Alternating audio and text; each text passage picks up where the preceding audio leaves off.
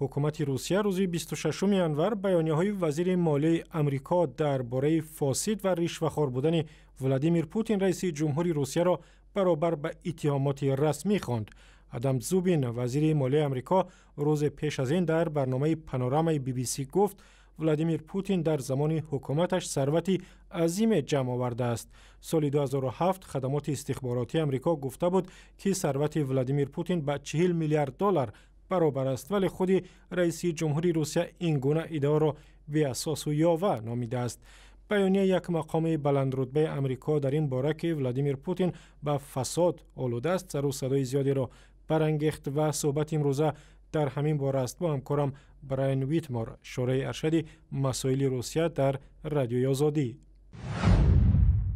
براین، ادعاها درباره ثروت زیادی ولادیمیر پوتین مگر نو است یا فقط آن را یک مقام رسمی آمریکا تکرار کرد؟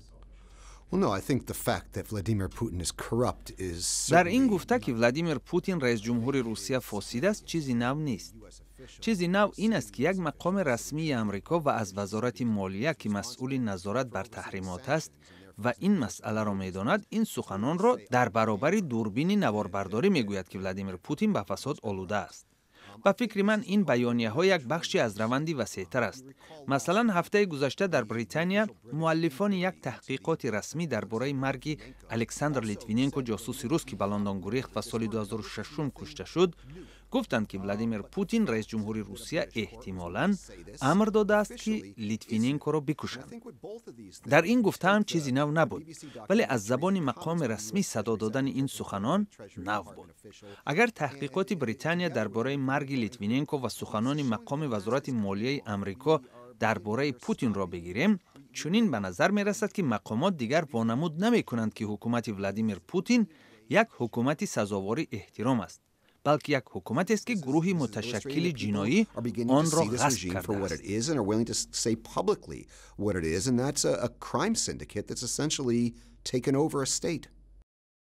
این گونه ادعاها چگونه عاقبت‌های برای مناسبت‌های دو جانبه آمریکا و روسیه داشته می‌تواند؟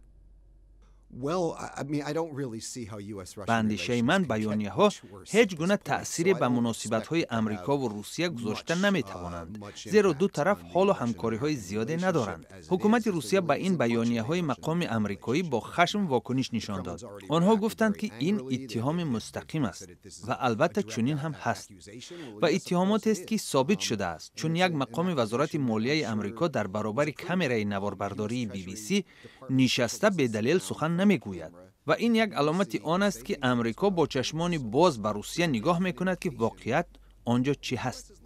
به اندیشه من بیانیه‌ها چیز زیادی را در رابطه‌های آمریکا و روسیه تغییر نمیدهند، زیرا از این مناسبت‌ها چیز زیادی را نمیبازند.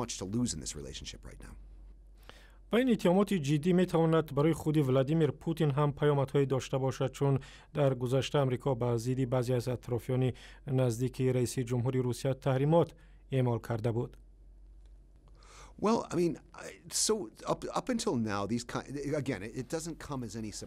برای روس‌ها چیزی تعجب آور نبود که ولادیمیر پوتین به فساد آلوده است، ولی او تاکنون از این گونه بیانیه‌ها ضرر نمیدید.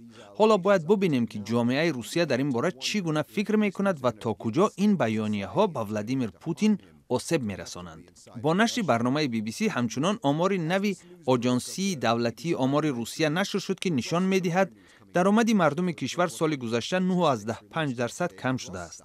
استحصال محصولات صنعتی روسیه بار اول در 6 سال گذشته کاهش یافت و سطح زندگی مردم پایینتر و پایینتر می رود. این گونه بیانیه ها به گوش جامعه می رسند و در نهایت آبروی ولادیمیر پوتین را در نزد مردم می برند. خلاصه این است که مقامات آمریکایی به ما آنچه را گفتند که ما می دانستیم، یعنی حکومت ولادیمیر پوتین حکومت بسیار فاسد است و هدف آن ثروتمند کردن ولادیمیر پوتین و شریکانش است و خلاص. در این گفته ها چیزی نوی نیست، ولی چیزی نو این است که مقامات کشورهای غربی این را اکنون آشکار می‌گویند. تشکر. همکارم براین ویتمور از مرکز خبری رادیو آزادی صحبت می‌کرد.